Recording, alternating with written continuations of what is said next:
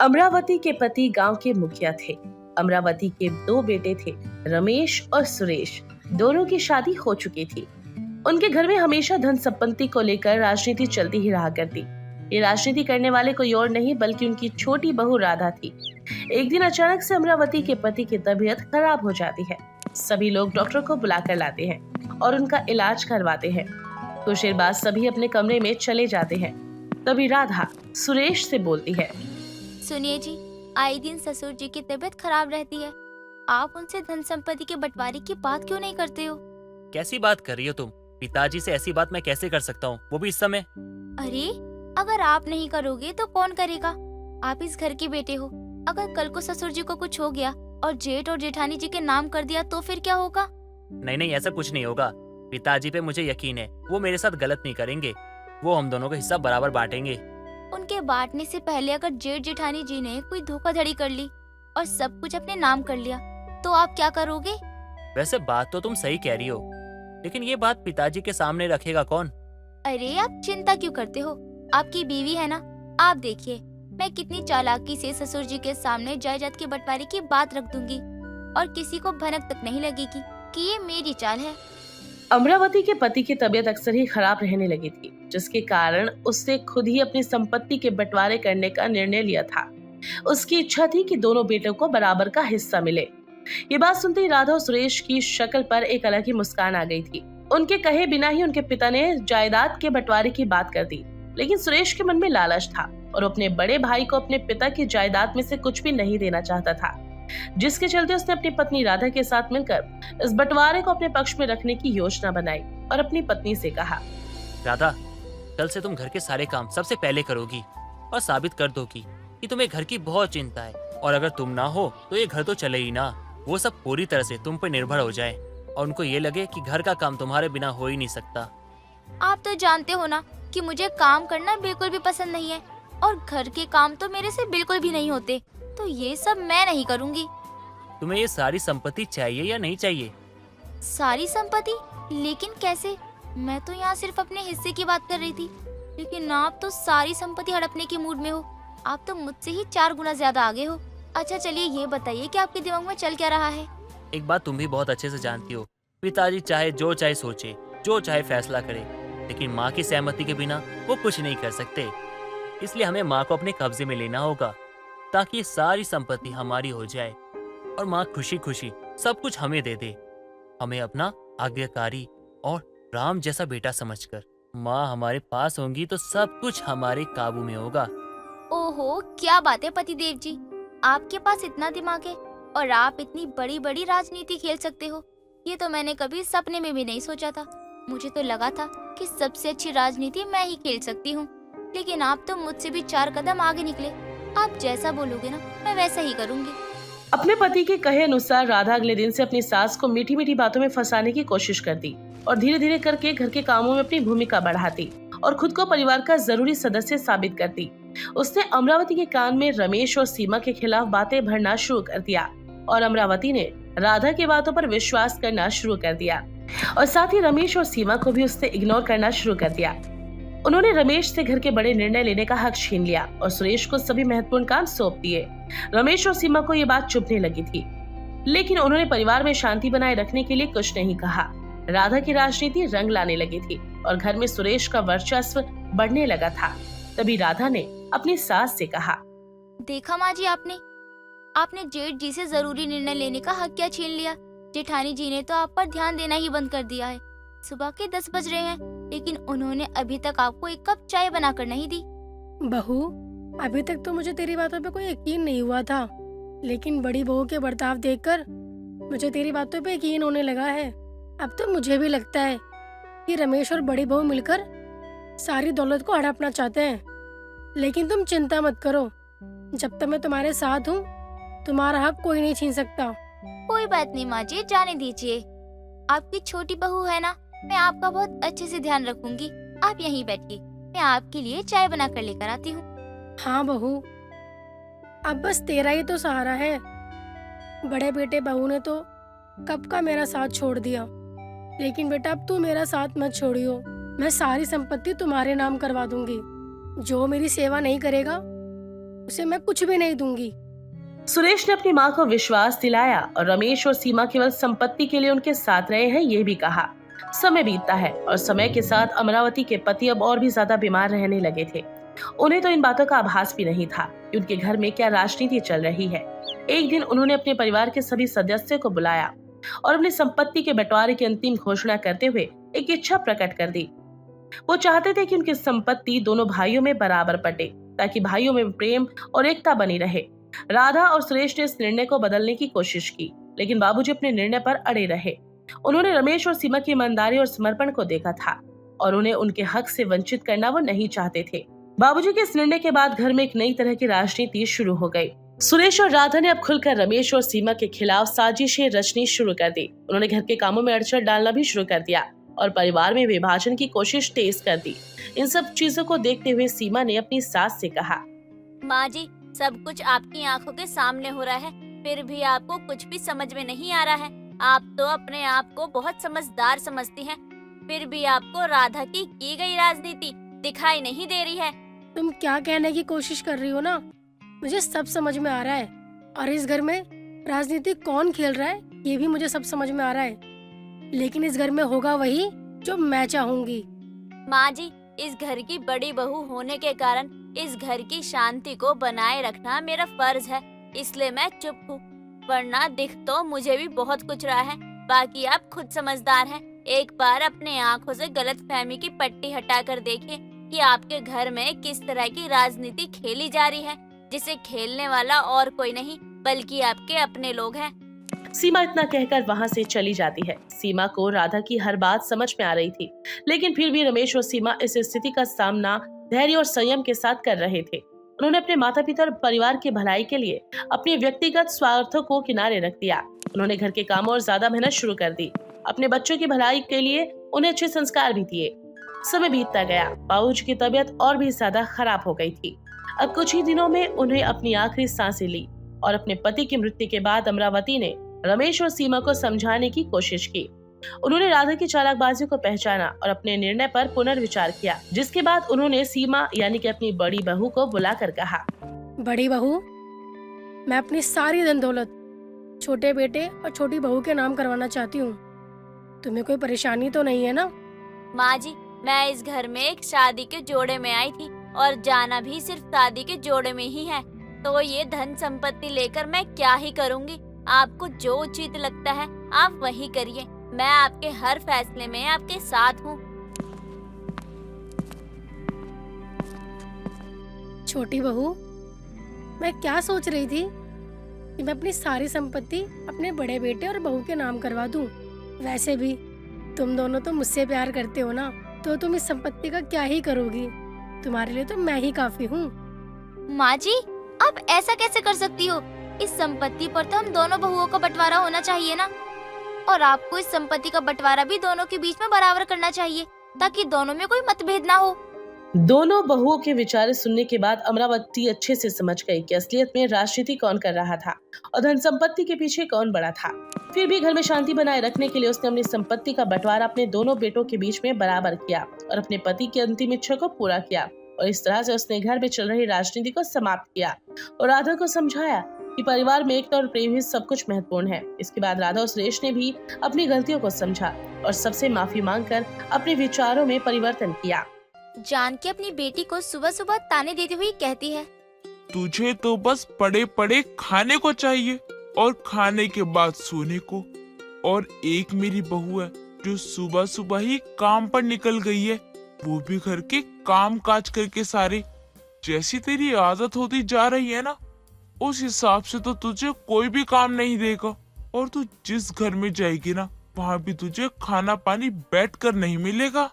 माँ, आपका रोज का है, और अगर जिस दिन आप मुझे ताने नहीं देती तो मेरे पेट में भी दर्द होने लगता है। आखिर माँ आज ठीक तो है, इसलिए अब आपके इस ताने की मुझे आदत हो चुकी है। क्या बात है, क्या बात है, बेशर्म कहीं की। तू तो अव्वल दर्जे की है और बता भी तो बेशर्मों की तरह ही रही है। माँ, खाने में क्या बनाकर गई है भाभी? जो भी बना है जरा निकाल दो, मुझे भूख बहुत तेज लगी है। सुबह मेरे खाने के समय पर ही आज आप ताने दे रही हैं। ये बाद में भी चलेगा, अभी भूख लगी है। क्यों? भगवान ने तुझे पैर हाथ नहीं दिए? उठकर किचन में जा और अपनी शक्ल दिखा दे, वरना तो किचन के बर्तन, गैस चूल्हा और भी किचन का सारा सामान तुझे देखकर कहेगा, लगता है आज जानकी के घर में मेहमान आए हुए हैं। ठीक है, खुद ही ले लेती हूँ। लेकिन अब आप खाना खाने तक मुझे कुछ मत बोलना, क्योंकि मुझे बहुत तेज भूख लगी है। और चंपा खाना खा ही रही होती है कि तभी चंपा की पड़ोसन विमला का आना होता है, और विमला भी आते ही चंपा से कहती है, सुबह सुबह तेरा मुंह चलते देख लिया, अब तो सारा दिन बेकार जाएगा। जानकी, इसे कोई काम करवा लिया कर। सुबह सुबह रोटी तोड़ रही है और कोई काम नहीं है क्या इसके पास? काकी, इस हिसाब से तो आपको भी अपने घर के काम धंधों पर ध्यान देना चाहिए, लेकिन नहीं, आपको तो सुबह सुबह कांता काकी, सुषमा काकी, उनकी मौसी की बेटी को कितने बच्चे हुए, पिंकी भागकर सुहागरात मनाएगी या फिर अगले 3 महीनों में उसका बच्चा इस दुनिया में आ जाएगा। राम रे राम, जानकी ये जितनी कामचोर है उतनी ही बदतमीज भी। मैं तो कहती हूँ जानकी, इनकी आदतों पर तू लगाम लगा ले, वरना ये जल्द ही तेरे हाथों से निकल जाएगी। अरे काकी, मुझसे ज्यादा तो रामलाल काका को आप पर लगाम कसने की जरूरत है। वो क्या है ना, मैंने भी आपको उस पान वाले के साथ एक ही नारियल पानी में 2 स्ट्रॉ लगाकर जो पीते देखा था। हैं? तूने कब देख लिया? ये सब छोड़, मैं जिस काम से आई थी वो करूँ और जाऊँ, तेरा क्या? तू तो बदतमीज है। अरे वो तो है ही कम दिमाग की, लेकिन तुझे क्या हो गया है विमला? बता किस काम से आई है? अरे पिंकी के बारे में बताने आई थी। वो सच में 3 महीने की पेट से है। बताओ, सब कुछ पहले से ही तैयार था, तभी तो उस छपरी के साथ भाग गई। देखा, मैंने कहा था ना कि आप नहीं सुधरने वाली। इतना कहकर चंपा वहाँ से चली जाती है और देर शाम रूपा ऑफिस से आती है और वो बहुत थकी होती है। अरे भाभी, लगता है आज आप कुछ ज्यादा ही थक गई हैं। थोड़ी देर आराम कर लीजिए, उसके बाद आपको ही तो खाना पीना बनाना है। हाँ, आज तो थक गई मैं भी बहुत। ननन जी, एक गिलास पानी मिलेगा क्या? उसके बाद घर के काम में लगती हूँ मैं। नाना भाभी, आलस बिल्कुल भी नहीं। जब भी आप किचन में जाना पानी पी लेना। अभी आप पंखे के नीचे आराम से बैठिए। अरे ननन जी, कभी तो आप मुझे भी पानी पिला दीजिए। हाँ, क्यों नहीं, आज तो मैं पानी पिलाने को पानी पिला दूंगी, लेकिन कल को आप मुझसे एक और बार पानी मांगोगी और उसके बाद ये आपकी आदत बन जाएगी। ये सब जानकी हॉल में बैठी सुन रही होती है। अब वो अपनी बहू के लिए ग्लास में पानी लेकर आती है और जहाँ चंपा और रूपा बैठी होती है, जानकी अपने हाथों से पानी का ग्लास लिया आगे बढ़ती है। लेकिन रूपा जैसे ही पानी का ग्लास लेने के लिए हाथ बढ़ाती है, उससे पहले ही चंपा पानी का ग्लास लेकर पानी पी जाती है। माँ, बहुत प्यास लगी थी। अच्छा हुआ जो आप मेरे लिए पानी लेकर आ गई। तुझसे खुद के लिए भी नहीं उठा जाता, ये पानी मैं बहू के लिए लेकर आई थी, और तुझे तो शर्म है नहीं? रुक बहू, मैं तेरे लिए और पानी लेकर आती हूँ। नहीं नहीं माँ जी, मैं अब खाना ही बनाने जा रही हूँ, किचन में ही जाकर पी लूंगी, आप परेशान मत होइए। जानकी अपनी बेटी की हरकतों से काफी परेशान थी। चंपा सारा दिन घर में रहने के बावजूद भी ना तो घर का एक काम करती थी और ना ही खुद कुछ काम किया करती थी। और ऐसा इसीलिए क्योंकि चंपा जानती थी कि उसकी भाभी ऑफिस से आने के बाद खाना पीना बना ही लेगी, और सुबह भी रूपा घर का सारा काम करके ही जाया करती थी। एक रोज विमला और जानकी बाजार से देर शाम को आ रहे होते हैं, तभी वो रूपा को आइसक्रीम खाते हुए देखते हैं। जानकी, वो देख तेरी बहू, लगता है गला सूख रहा है, देख आइसक्रीम खा रही है। अरे मेरी बहू जैसी बहू भगवान किसी को ना दे। इतनी अच्छी बहू अगर सासों को मिलने लगी ना, तो खड़ूस सासें तो अपनी बहू पर अत्याचार करने लगेगी। अच्छा, ऐसा है क्या? मुझे लगा तू भी ना जाने क्या कह रही है। अरे विमला काकी, माँ जी आप आइसक्रीम खाएंगी? नहीं नहीं बहू, मेरा तो गला ही खराब हो जाता है इसे खाकर, क्या ही खाऊं। और जानकी भी मेरे बिना कुछ नहीं खाती। ऐसा कब हुआ? तू चुप कर बहू, एक आइसक्रीम मेरे लिए भी ले ले। विमला तो खाएगी नहीं, इसलिए आज तेरी छुट्टी जल्दी हो गई। हाँ, वह जल्दी छुट्टी हो गई। वो क्या है ना, आज उतना काम नहीं था तो जल्दी छुट्टी हो गई। अरे बहन जी, आप कितनी बड़ी झूठी हो। बल्कि मैं तो सुबह से आपको पार्क में देख रहा था, आप आराम से बैठी हुई थी। जी जी, आप क्या कह रहे हैं? मैं तो अभी आई हूँ, आपने किसी और को देखा होगा। माँ जी चलिए यहाँ से, विमला काकी चलिए। इतना कहने के बाद ही रूपा आगे आगे चलने लगती है, लेकिन जानकी को उस आइसक्रीम वाले की बात अजीब लगती है और वो अपनी बहू को बहाने से घर भेज देती है। देख, आइसक्रीम वाला सच कह रहा होगा, तेरी बहू तो गई। चल अब उससे पूछते हैं। इतना बोलकर जानकी और विमला उस आइसक्रीम वाले के पास पहुंचते हैं और उस आइसक्रीम वाले से अपनी बहू के बारे में पूछते हैं। अच्छा, वो आपकी बहू थी? आपको एक बात बताऊं, वो तो रो भी रही थी। जब मैंने उन्हें देखा ना तो उनसे पूछा और उन्हें पानी पिलाया, लेकिन उन्होंने कुछ बताया नहीं। लेकिन देखिए ना, भलाई का जमाना ही नहीं होता, और बाद में उन्होंने मुझे ही झूठा बना दिया। ये पता करने के बाद जानकी और विमला घर पहुंचते हैं और रूपा से आइसक्रीम वाले की बात कहते हैं। रूपा भी अब सच का पता चलने के बाद रोते हुए अपनी सास को गले लगा लेती है और उससे कहती है, माँ जी, मैं तो नंदन जी की जगह नौकरी कर रही हूँ।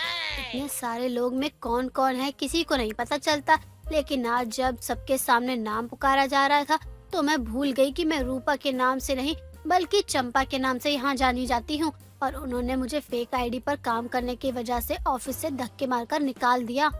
ये सुनकर जानकी अपनी बहू को पानी लाकर देती है और चुप कराती है और सोफे पर बैठाकर अपनी बेटी चंपा से कहती है, तू कितनी बेशर्म है, तेरी इस बेशर्मी की लिमिट है। देख, तेरे लिए ये बेचारी मरती है और तू अपनी भाभी के होने का फायदा उठा रही है। सुन भी रही है तू? अरे जानकी, ये तो वही बात हो गई, नंद खाए मेवा भाभी करे सेवा। अब ननंद ने भट मेवा खा लिए, इस पर तू एक्शन ले, वरना ये तेरे हाथ से तो सच में निकल जाएगी। बाद में फिर तुझे ही दिक्कत होगी। मुझे माफ कर दो भाभी, आज तक आपने मेरी हर बात मानी है, लेकिन मुझे ही आराम से बैठकर खाने की आदत हो गई थी। नहीं, मुझे उस बात का भी बुरा नहीं लगा, बल्कि मुझे तो उन्होंने ये कहा कि तुमसे कुछ नहीं होगा।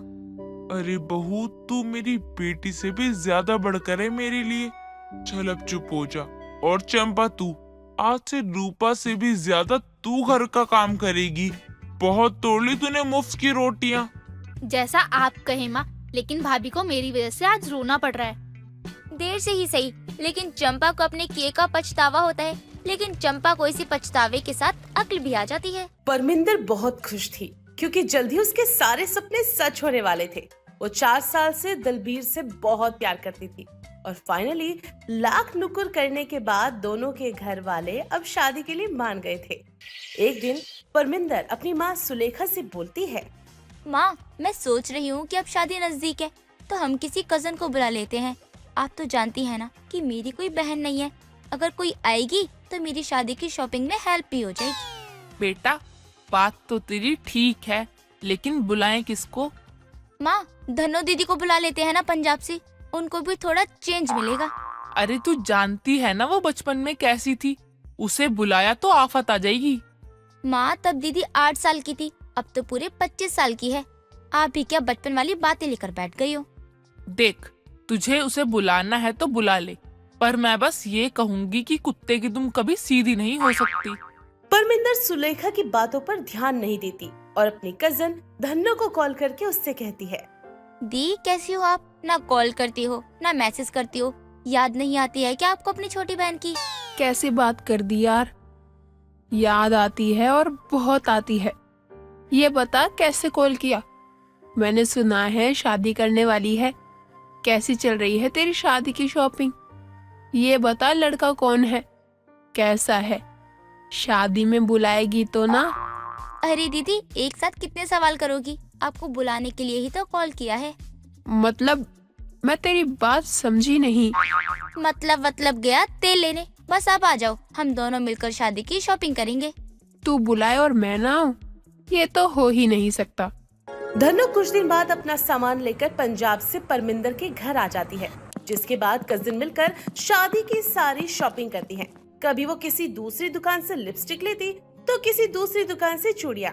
इसी के साथ साथ धन्नो परमिंदर को मेकअप का सामान 50% ऑफ पर दिलवाती है।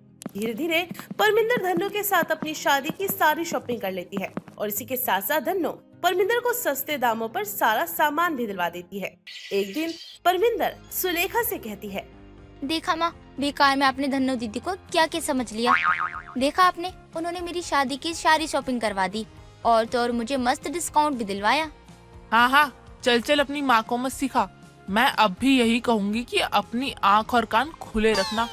इतना कहकर सुलेखा चली जाती है, लेकिन परमिंदर को धन्नो पर अंधा विश्वास था। शादी के 1 हफ्ते पहले परमिंदर के मन में ख्याल आता है और वो एक रात अपनी शादी की शॉपिंग का सारा मेकअप चेक करती है, जिसके बाद उसे देखकर वो बोलती है, हाय राम रे, ये क्या हो गया? उसकी आवाज सुनकर सुलेखा भागी भागी आती है और कहती है, ये क्या, इसमें से तो कुछ मेकअप तो गायब है। किसने गायब किया ये? जिसके बाद सुलेखा परमिंदर को ताना मारते हुए फिर से कहती है, देखा, मैंने तुझे बोला था ना ये लड़की चोर है। इससे पहले भी ये लड़की तेरे सारे कपड़े लेकर गांव भाग गई थी और अब देख वो रोज चुपकर तेरा मेकअप यूज कर रही है, वो भी शादी का। माँ एक बात बोलूं, अगर आप बुरा ना माने तो? अगर नहीं बताएगी ना तो ज्यादा बुरा मानूंगी। माँ, मैंने अपनी शादी के सारे गहने उनके कमरे में रखवाए हुए हैं क्योंकि मुझे लगा उनके पास सेफ रहेंगे।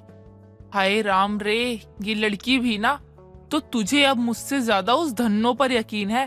अगर वो तेरे कपड़ों की तरह गहने लेकर भी भाग जाती तो? माँ आप मदद करिए, अब मैं क्या करूँ ये बताइए।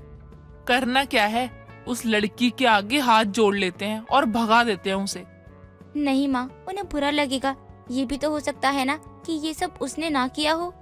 एक तरीका है, चल हम उसके कमरे में चलते हैं और अलमारी में गहने चेक करते हैं। दूध का दूध और पानी का पानी हो जाएगा।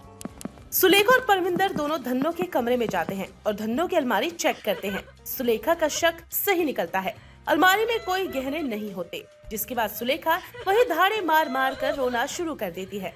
मैं तो लुट गई, बर्बाद हो गई। अब मेरी बेटी की शादी कैसे होगी? सुलेखा के रोने के शोर से धन्नो जाग जाती है और दोनों से पूछती है, क्या हुआ?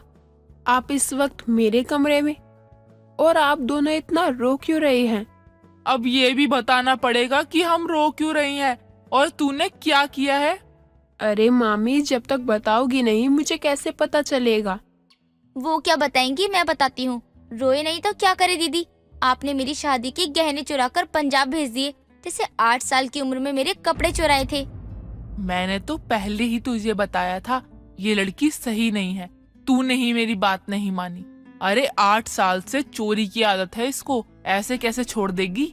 आप लोग मेरी बात तो सुनो। परमिंदर, तुम्हारे गहने सुलेखा मामी के कमरे में सेफ हैं। मुझे लगा कि कोई गहने चुरा ना ले, इसलिए मैंने उन्हें मामी के सेफ में रख दिया।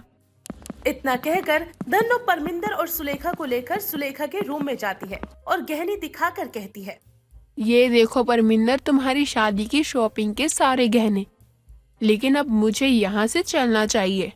परमिंदर रोते हुए धन्नो के पैरों में गिर जाती है और उससे कहती है, दी मुझे माफ कर दो, प्लीज मेरी शादी से पहले कहीं मत जाओ। हाँ बेटा, मुझे भी माफ कर दे, मैंने ही इसके दिमाग में शक का कीड़ा भरा था। अगर आप दोनों को दिल से अपनी गलती का पछतावा है तो मैं कहीं नहीं जाऊंगी।